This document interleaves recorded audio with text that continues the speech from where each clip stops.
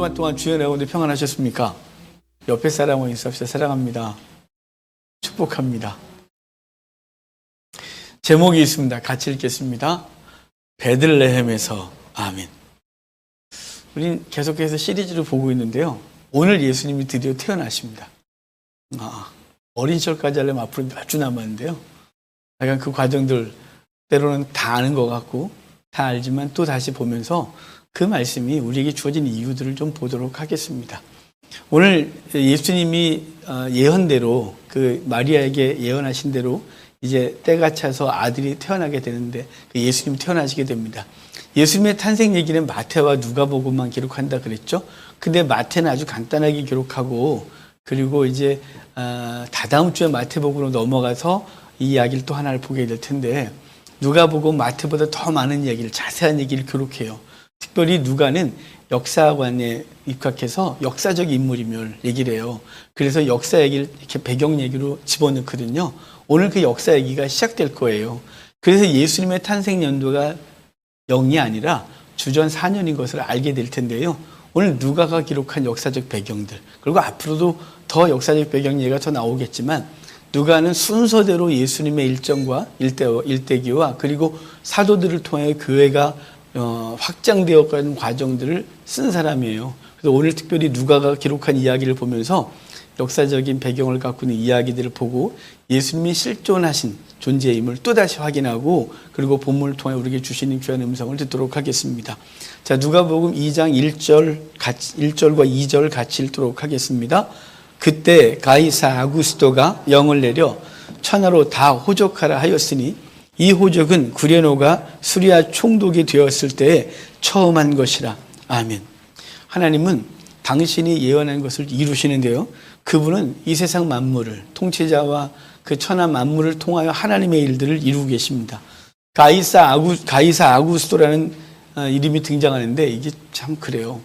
이 성경을 새롭게 만들 때 세상 사람들하고 동일하게 했으면 좋아하실 것을 우리끼리의 용어를 썼어요. 이집트도 애굽이라고 그냥 해놨고 여기도 가이사 아구스토. 세상 사람들이 가이사 아구스토가 누군지 알까요? 가이사로 아우구스투스라는 인물이에요. 로마 일대 황제죠. 로마 일대 황제의 그의 본명은 옥타비아누스였습니다. 율리우스 가이사르의 양아들로서 그가 혼잡한 로마를 안정시키거든요. 우리 율리우스 시저가 삼도 정치를 하면서 나중에 폼페이우스 물리치고 그가 황제를 꿈꾸다가 원로원에서 그의 또 다른 양아들 블루투스에 의해서 죽죠. 그래서 우리 그 유명한 말 있잖아요. 블루투스 너마저, 이 블루투스 말고요. 블루투스 너마저 라고 하면서 죽었던 그 유명한 일이 있어요. 그 이후에 이제 사람들, 로마 시민들은 이 시저에 대한 오해를 풀게 되어지고 그리고 또 그 또 다른 양아들, 오늘 로마 황제가 되는 옥타비아누스와 그의 오른팔이었던 안토니우스가 힘을 합하여 그 모든 세력을 몰아내고 정권을 차지하게 돼요. 정권을 차지하게 됐을 때 그들은 옥타비아누스는 로마를 중심으로 해서 서쪽을 다스리고 안토니우스는 그리스부터 해서 시리아, 이집트를 이 동방을 다스리게 되어집니다. 근데 그 안토니우스가 클레오파트라와 사랑에 빠지죠. 결국은 그 클레오파트라에게 그 이집트에 그 팔레스타인을 주니 어쩌니 이런 소리 하면서 결국은 전쟁이 벌어지게 되고 그 악티움의 전에서 안토니우스는 죽고 옥타비아누스가 이기게 되면서 옥타비아누스가 전 로마를 다스리게 돼요. 그런 과정 가운데 군비를 너무 많이 썼고 그리고 옥타비아누스는 지가 황제가 되는 과정에서 자기가 스스로 황제가 되려고 하지 않죠. 묘하게 해요. 왜냐하면 시저가 자기 양아버지 시저가 황제를 꿈꾸다가 죽었던 것을 기억하는 옥타비아누스는 백성들이 그들의 입에서 황제로 추대하기를 원해요. 그래서 온갖 걸 쓰고 돈을 엄청나게 써고 결국은 원로원에서 옥타비아누스가 황제가 되죠. 그런 과정 가운데 돈을 너무 많이 썼어요. 그래서 로마 재정이 악화됐고 그 악화된 재정을 회복하기 위하여 전 세계에 인구조사를 명해요. 인구조사를 명하게 했는데 특별히 본문은 유대 땅의 인구조사잖아요. 유대는 당시까지만 해도 세금 면제령이 있었어요. 주전 63년에 폼페이우스가 예루살렘을 점령하고 그 예루살렘을 점령하고 유대인들이 워낙 반란을 잘하는 민족이니까 세금 면제해줘요.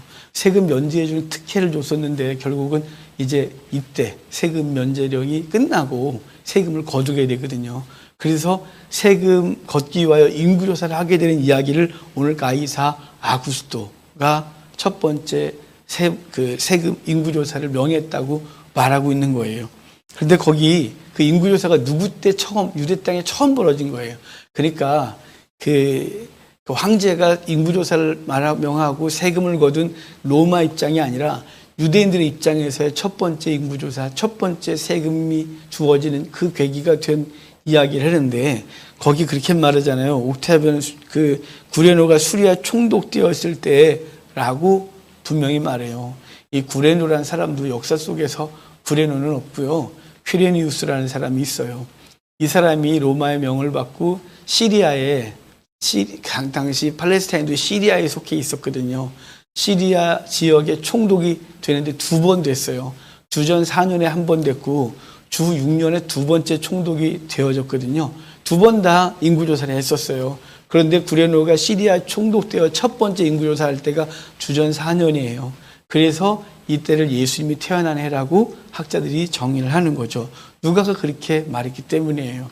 하여간 구레노가 시리아의 총독이 되었을 때 인구조사가 되어지는데 이때 이 인구조사, 황제가 호정령을 내리고 그것을 하게 되는 모든 전 과정은 하나님의 특별한 섭리 가운데 주어졌다는 사실이에요. 이것은 왜냐하면 이 호정령 때문에 예수님이 베들레헴에서 태어나게 되었기 때문이죠. 이 세상을 주관하신 분이 주님이세요. 성도 여러분, 하나님은 성도를 중심으로 세상을 움직이심을 믿으시기 바라요. 여러분 한 사람 한 사람 중심으로 주변을 움직이시는 거예요. 당시 사람들은 잘 못 느끼지만 시간이 지나고 나면 하나님의 주변을 움직여서 내게 이러한 일을 행하셨구나 라는 걸 알게 될 거란 말이죠. 세상을 움직이신 하나님은 주의 백성을 통해 주의 백성을 중심으로 해서 움직이는데 우리가 잘 아는 아브라함의 이야기를 보도 그래요. 아브라함을 부르시고 그에게 믿음의 조상을 삼으셨는데요. 창세기 15장에 그를 잠재우시고 나서 그 쪼갠 고기 쇠를 지나신 하나님이 아브라함에 이렇게 말씀하셨어요. 내 자손은 4대 만에 애굽에서 돌아와서 이 땅을 차지할 거라고 말해요. 그런데 하나님은 이 예언을 말씀하시고 나서 아브라함의 후손이 어떻게 그 일이 이루어지냐면 요셉이 등장하게 되죠. 요셉은 17살에 노예로 팔려가게 돼요. 노예로 팔려가게 되고 그리고 애굽 그 장군 보디발의 집에 노예로 팔려가게 되고 그 집에서 그의 아내가 유혹하지만 그 유혹을 뿌리쳤음에도 불구하고 강간 미수범의 누명을 쓰고 감옥에 갇히게 돼요. 그리고 그곳에서 그 술 맡은 관원장, 떡 맡은 관원장을 만나고 결국은 애굽의 총리가 되어지는 과정을 밟게 되는데 하나님은 그 아브라함에게 약속하신 그 일을 이루기 위하여 세상을 움직이고 있는 거예요. 노예 상인들을 움직이기 시작하고 보디발을 움직이고 보디발의 아내를 움직이고 그리고 총리 그 술 맡은 관원을 움직이고 바로의 꿈에 주님께서 꿈까지 꾸게 하셔서 결국은 애굽의 총리가 되게 하여 자신의 민족을 건지고 열방을 구원하는 놀라운 은혜가 있게 되는 거죠. 하나님은 당신의 백성을 중심으로 세상을 움직이고 있는 거예요. 이스라엘 백성이 바벨론 포로 끌려갔다가 돌아와서 성전 재건하다가 멈추게 되잖아요. 그때 그 멈췄을 때 학개 선지자가 일어나서 성전 재건을 독려하면서 하는 말이 뭐냐면 하나님이 천지사방을 진동시키겠다고 말해요. 이 천지사방을 왜 진동시킬까요? 지진을 일으킨다는 걸까요? 아니죠. 그게 아니라 그들은 성전을 재건해야 되는데 아무것도 없었어요. 아무것도 없는데 어떻게 해요? 라는 것이 당시 이스라엘 백성들이 말이었어요. 돈이 없어요. 상황도 아니에요. 정치적인 배경도 엉망이에요. 지금 하다 죽을 수도 있어요. 라는 생각을 하고 있을 때 학개는 하나님이 사방을 진동시켰다고 하겠대요. 그래서 그 일이 어떻게 벌어지냐면 당시 페르시아 황제였던 고레스, 그 다리우스가 그 얘기를 듣고 모든 걸 다 보내고 주변의 대적들을 다 막아 세우고 5년 만에 제2차 성전 건축이 완공된 놀라운 은혜가 있어요. 하나님은 주변을 움직여 하나님의 백성들이 일을 이루시는 분임을 믿으시길 바라요.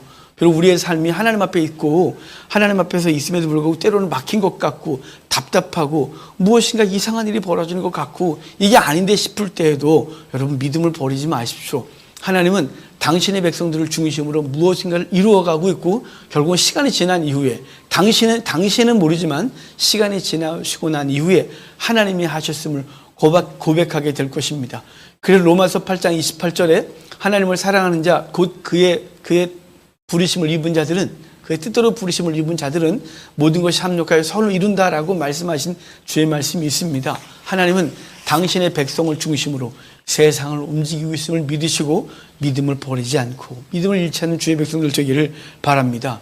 미가를 통해서 하신 하나님의 예언은 베들레헴 에브라다야 너는 유다 족속 중에 작을지라도 이스라엘을 다스릴 자가 내게로 나올 것이라 그의 근본은 상고의 영혼에 있다. 그래서 미가 선지자를 통하여 메시아가 베들레헴에서 태어날 것을 말씀하셨는데 이것을 위하여 하나님은 그 황제를 통해 호종령을 내리게 하시고 호종령 받은 그 요셉과 마리아는 만삭임에도 불구하고 그 무거운 몸을 이끌고 베들레헴까지 와서 거기서 아들을 낳게 하시는 놀라운 예언의 성취가 있게 된 것을 오늘 본문이 말씀해 주고 있는 거예요.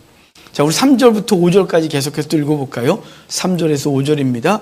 모든 사람이 호적하러 각각 고향으로 돌아가매 요셉도 다윗의 집 족속이므로 갈릴리 나사렛 동네에서 유대를 향하여 베들레헴이라는 다윗의 동네로 그 약혼한 마리아와 함께 호적하러 올라가니 마리아가 이미 잉타였더라. 아멘.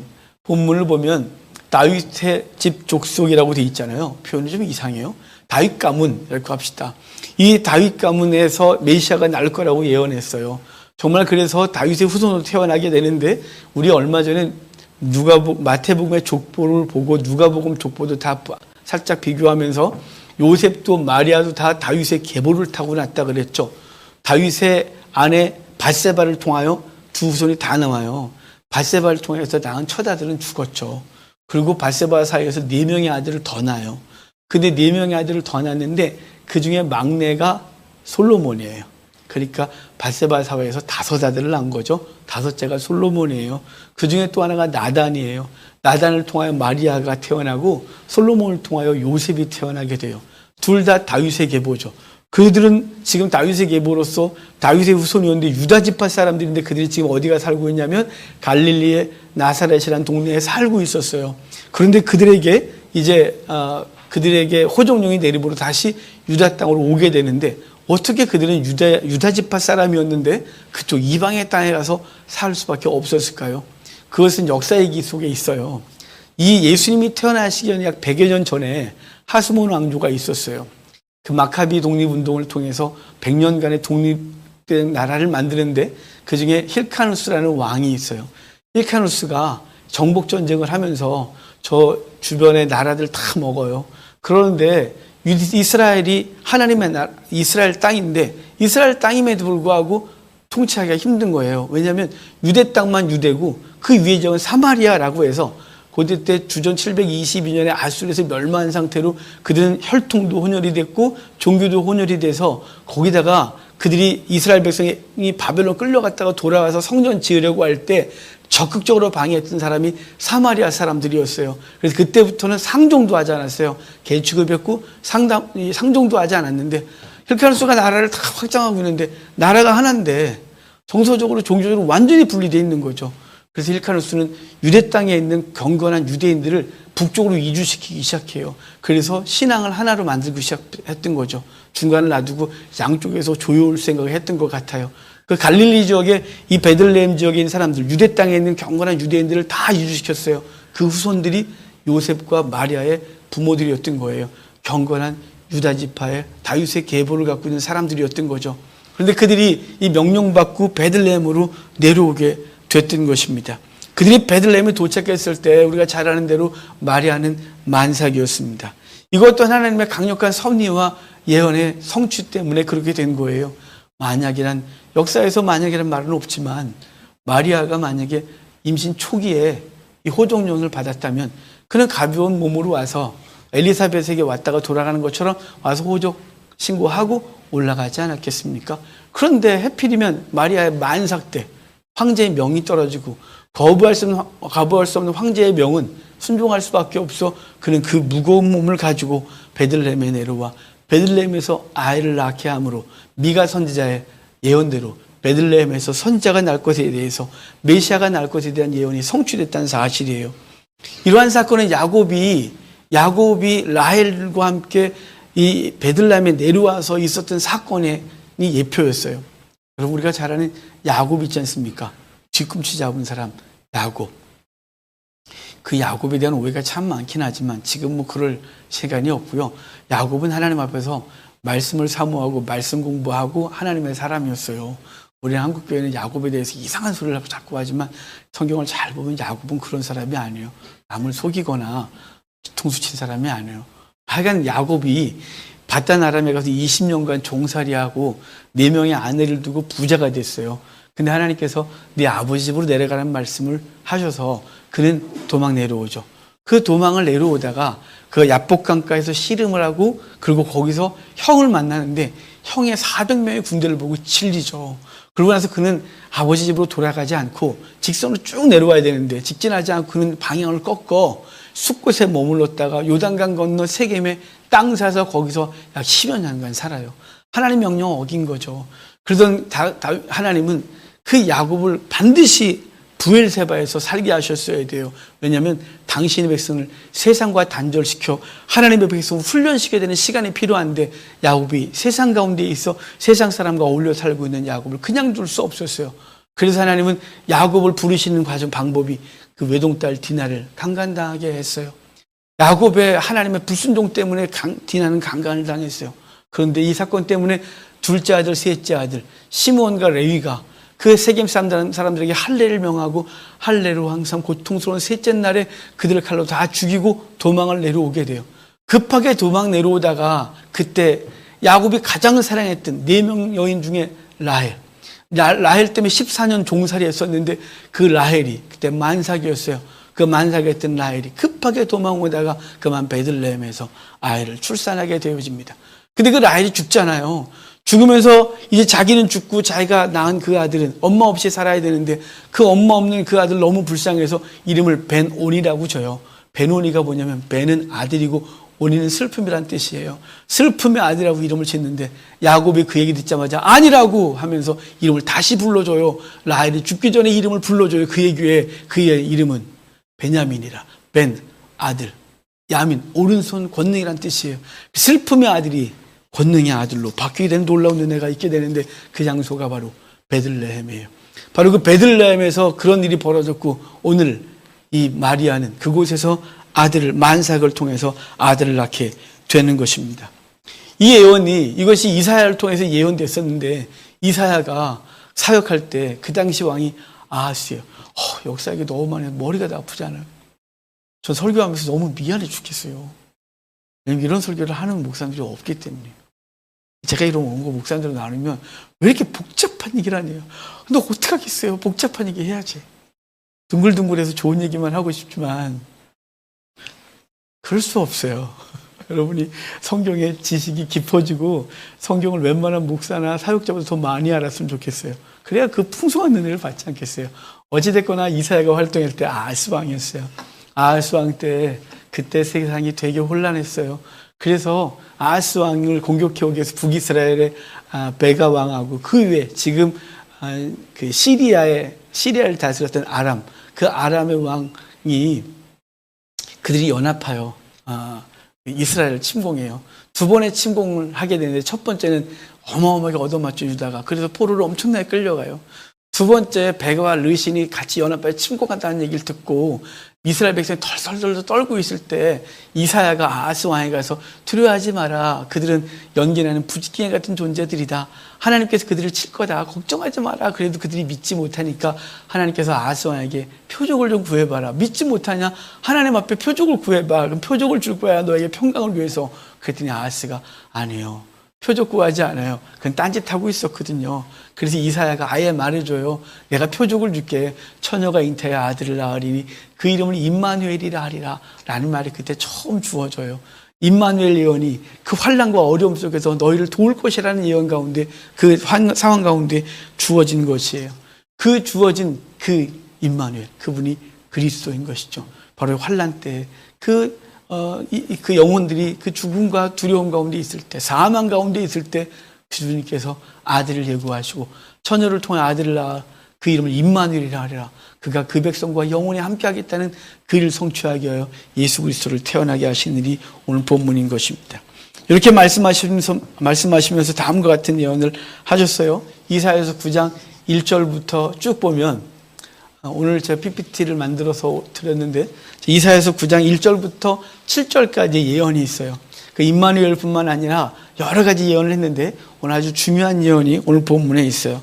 9장 1절부터 좀 띄워주실래요? 계속 그 본문 뒤에 있어요. 9장 1절부터 보면 전에 같이 읽을까요? 전에 고통받던 자들에게는 흑암이 없으리로다. 옛적에는 여호와께서 스불론 땅과 납달리 땅에 멸시를 당하게 하셨더니 후에는 해변길과 요단 저쪽 이방의 갈릴리를 영화롭게 하셨느니라. 흑암에 행하던 백성이 큰 빛을 보고 사망에 걸린 땅에 거하던 자에게 빛이 비추도다. 아멘. 여기 지금 그 갈릴리 지역을 뭐라 하냐면 흑암의 땅, 그리고 그늘진 땅, 고통받는 사람들이 사는 땅이라고 말해요. 그 갈릴리 지역에 주님께서 놀라운 은혜를 베풀겠다고 하는데 이 빛을 비출 것이고 그들을 영화롭게 하겠다고 말씀하고 있죠. 자, 3절도 좀 계속 읽을까요? 3절, 4절, 5절까지 같이 읽겠습니다. 주께서 이 나라를 창성하게 하시며 그 즐거움을 더하게 하셨으므로 추수하는 즐거움과 탈취물을 나눌 때의 즐거움 같이 그들이 주 앞에서 즐거워하오니 이는 그들이 무겁게 맨 멍에와 그들의 어깨에 채찍과 그 압제자의 막대기를 주께서 꺾으시되 미디안의 날과 같이 하셨습니다. 어지러이 싸우는 군인들의 신과 피 묻은 겉옷이 불의 섭같이 살라지리니. 아멘. 지금 주님께서 그 대적을 물리치겠다고 말하는 것이죠. 그들의 어깨에 매어 있는 그 무거운 짐을, 그 멍에를 꺾어버리겠다라고 말씀하시는 거예요. 그런데 그 모든 일이 어떤 일을 통해 벌어질 건데 한 아기가 태어남으로 벌어질 거라고 말해주고 있어요. 자, 우리 6절, 7절 오늘 제가 말씀드리려고 하는 본문이에요. 6절, 7절 같이 읽겠습니다. 이는 한 아기가 우리에게 낳고 한 아들을 우리에게 주신 바 되었는데 그의 어깨에는 정사를 메었고 그의 이름은 기묘자라 모사라 전능하신 하나님이라 영존하시는 아버지라 평강의 왕이라 할 것이라.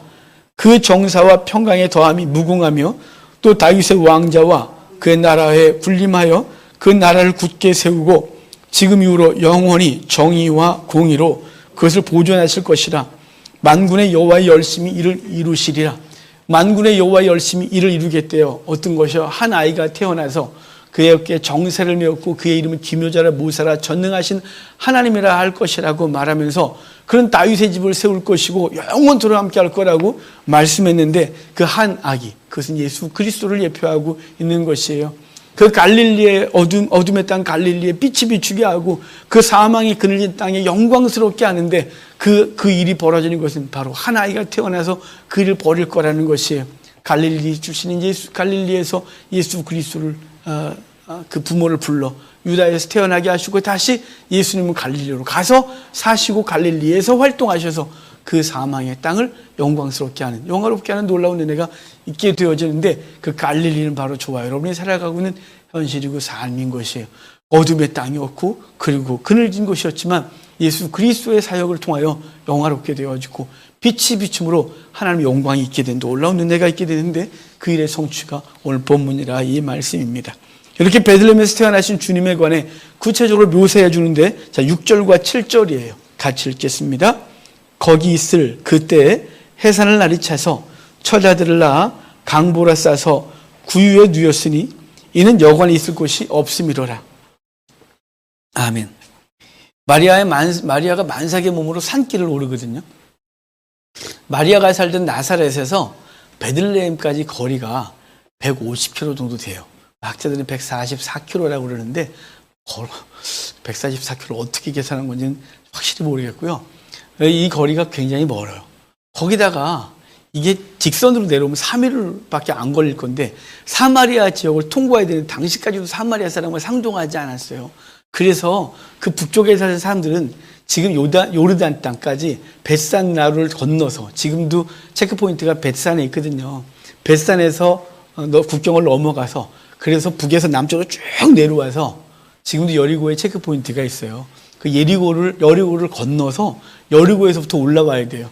그런데 이게 얼마나 험한 길이냐면, 여러분 그 땅에 가보면 거기서 이렇게 그 땅에서 성경의 이야기들을 묵상해 보면 정말 답답한 게 한두 개가 아니에요. 여리고가 해저 300이에요. 여리고가 해저 300. 그래서 사람이 사는 가장 낮은 도시가 여리고예요. 여리고가 해저 300이고요.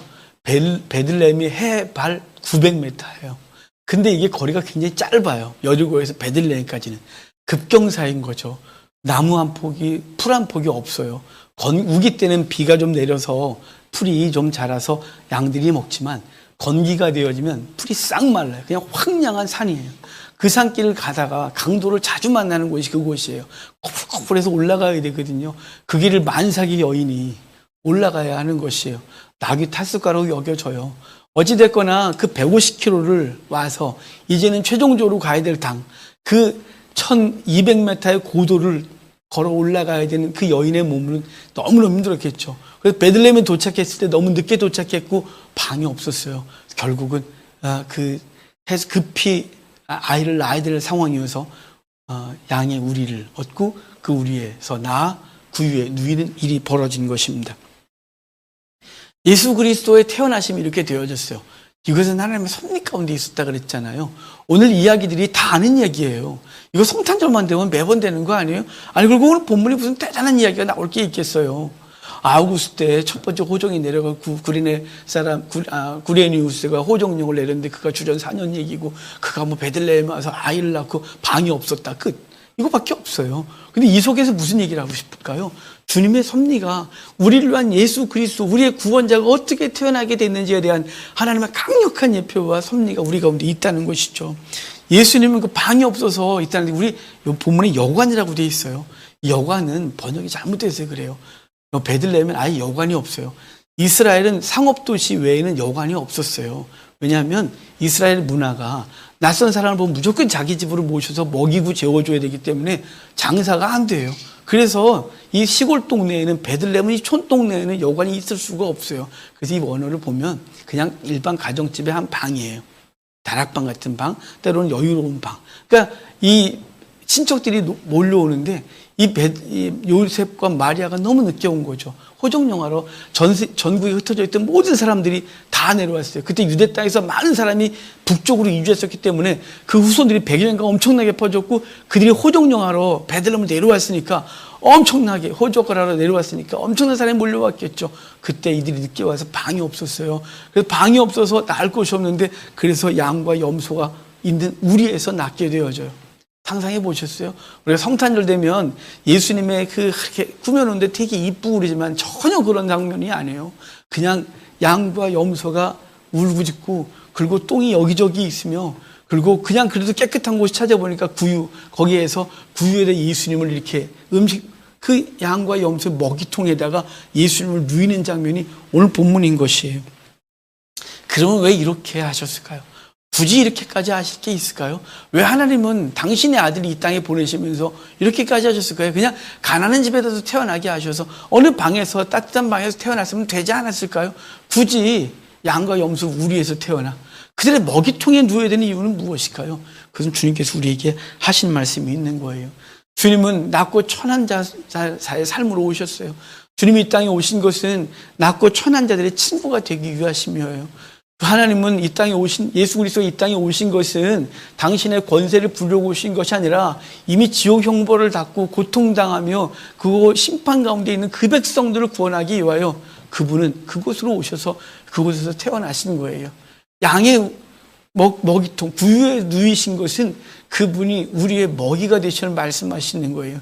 그래서 양들이 먹는 먹이통에 그분을 누이심으로 양의 먹이임을 분명히 말씀하셨어요. 아니, 양의 먹이라니요. 여러분, 예수님 우리의 목자 되시고 우리는 그의 양이에요. 근데 그의 양들이 누굴 먹냐면 예수님을 먹는 거죠. 주님께서 이렇게 말씀하셨어요. 나는 양의 목자라, 나는 양들의 생명을 바치노라 라고 말씀하셨고, 주님은 사역하시는 동안 내 살을 먹으라고 말씀하셨어요. 나를 먹으라고. 그래서 최후의 만찬에 당신이 떡을 떼어주면서 받아 먹으라. 이것은 내가 너를 위하여 주는 내 살이다라고 말씀하셨고, 포도주를 따라 부어주시면서 주께서 말씀하시길 받아 마시라. 이것은 내가 너를 위하여 흘리는 피 곧 언약의 피니라라고 말씀하셔서 살과 피를 우리 위해 내어주셔서 죽었던 우리를 살리는, 그 굶주렸던 우리를, 영적으로 갈급하고 굶주렸던 우리에게 양식을 주시는 주님으로 등장하시는 거예요. 또한 그분은 우리의 친구로서 그곳에 있는 거죠. 양과 염소 우리 누가 가서 누워 있겠어요? 예수님이 함께 눕는 것이죠. 예수님께서 우리의 친구가 되셨어요. 그래서 주님께서 잡히시 전에 요한복음에 보면 주님께서 겟세마네 동산으로 가시면서 이렇게 말씀하셨어요. 내가 다시 너희를 종이라 하지 아니하리라. 너희는 이제부터 나의 친구라리라 라고 말씀하셔서 그분이 우리의 친구이시며 우리의 목자 되시며 우리의 양식 되시는 분으로 오셨다는 사실을 분명히 말씀하시려고 그분은 방이 없는 그곳에 오셔서 양의 우리에서 그 오물이 많은 그곳에서 주님은 태어나셔서 낳고 천한 자를 위하여 우리같이 못 낳고 부족한 것들을 위하여 오신 주님, 그리고 우리의 양식 되어줘서 우리의 친구로서 영원히 거하시는 그분의 모습으로 오셨다 이 말입니다. 이것은, 이 모든 것은, 이 양식 되심은 지명으로도 말씀하셨어요. 이 지명이 베들레헴이잖아요. 잘 아시죠? 베테가 집이고요, 레헴은 빵이에요. 빵집인 거죠. 이 빵집은 이 베들레헴 이곳에서 놀라운 일이 벌어졌었어요. 이것은 구약에서 이 빵이 그 낳고 천한 사람, 소외된 사람에게 주어졌던 놀라운 사건이 한 사건이 있어요. 이 우리가 잘 아는데 룻기를 보면 룻기에 그 보아스라는 사람이 등장하죠. 원래 이 룻기의 엘리멜렉의 집안이 돈이 무지하게 많았는데 그 땅에 기근이 생기니까 빵집에 빵이 떨어져요. 그래서 사람들은 그 엘리멜렉의 가문이 다 팔고 모압 땅으로 이주하죠. 모압 땅에 갔다가 엘리멜렉과 두 아들 말론과 기론이 다 죽고 그 나오미와 두 명의 며느리만 남게 되어져요. 그때 하나님이 베들레헴을 기억하셨다, 파카드하셨다, 방문하셨다. 그래서 그 베들레헴을 다시 풍성케 하셨어요. 그 빵집에 빵이 없었는데 빵을 풍성케 하신 얘기를 이 나오미가 듣고 며느리들에게 다 가겠다고 하고, 그때 오르반은 남고 룻이 따라오게 되죠. 그 룻이 따라와서 이제 그 땅에 거하는데 사실은 땅 다 팔고 갖고 아무것도 없었기 때문에 그들은 왔다고 해서 풍요로운 게 하나도 없었어요. 그 땅이 풍요로웠을 뿐이지 나오미와 룻은 오면 여전히 여인들로서 어떤 경제 활동도 하지 못하고, 그가 땅이 없어 거둘 것도 없고, 그는 그냥 가난한 여인들로 그곳에서 구걸을 하며 살 수밖에 없는 그 불쌍한 여인들로 돌아올 수밖에 없는 상황이었어요. 근데 그들이 그곳에 왔을 때 하나님은 그들에게 길을 열어주시는데, 보아스의 밭에 룻이 가서, 우연이라고 말했지만 하나님 섭리 가운데 룻을 보아스의 밭에 가게 하고 그것을 이삭을 죽게 하는 그 과정 속에서 보아스와 룻이 혼인하게 돼요. 이 혼인이 그냥 결혼했나 보다가 아니에요. 여러분, 이 룻은 모압 족속이라서 영원히 이스라엘 총에 들어올 수 없는 사람들이에요. 영원히 못 들어와요. 마치 저와 여러분이 영원히 천국 백성 될 수 없었던 죄인이었던 거죠. 영원히 아담의 원조란의 영원한 심판 가운데 있었고, 우리가 스스로 지은 죄가 너무 커 하나님 앞에 감히 설 수 없는 존재, 룻과 같은 존재였어요. 그런데 그가 기꺼이 그 땅에 왔고 보아스를 만나게 되는데, 보아스 이름의 뜻이 유력한 자예요. 그 유력한 자가 그 불쌍한 여인을 챙기고, 그래서 그 가문을 있게 하는데 그를 통하여 그리스도가 나오게 되는 놀라운 은혜가 있는 거죠. 그 여인에게 빵만 제공한 것이 아니에요. 그 아무것도 없는 그 여인에게 빵을 제공했을 뿐만 아니라, 그래서 보아스가 거듭해서 고물을 계속 담아낸 줄 알아요. 계속 줘요. 계속 아주 풍성하게 줍게 하고 그에게 주고, 결국은 그 모든 것들을 다 주죠. 그리고 그의 아내로 삼는데, 유력한 자인 예수 그리스도가 버림받았던 우리들을 아내로 삼으시고 우리에게 떡이 되었을 뿐만 아니라 그의 모든 것을 더하여주신 놀라운 은혜가 이 보아스, 룻과의 얘기를 통해서 우리에게 계시하셨었다 이 말입니다. 오늘 다시 베들레헴 얘기를 다시 돌아오면, 아까 잠깐 말씀드렸듯이 야곱의 아내 라헬이 베들레헴에서 아이를 낳다 죽었다 그랬잖아요. 그 아이들이 뭐라고요? 베논이었다고. 근데 그의 이름을 베냐민으로 바꿨다고. 예수 그리스도가 바로 그 사건을 성취하신 거예요. 저와 여러분은 사실은 베논이었어요. 벤오니, 슬픔의 아들. 왜 슬픔의 아들인가요? 저와 여러분 태어남과 함께 지옥의 형벌을 갖고 태어난 사람들이에요. 소망이 없는 존재이죠. 우리 그런 사람들 자연인이라 그래요.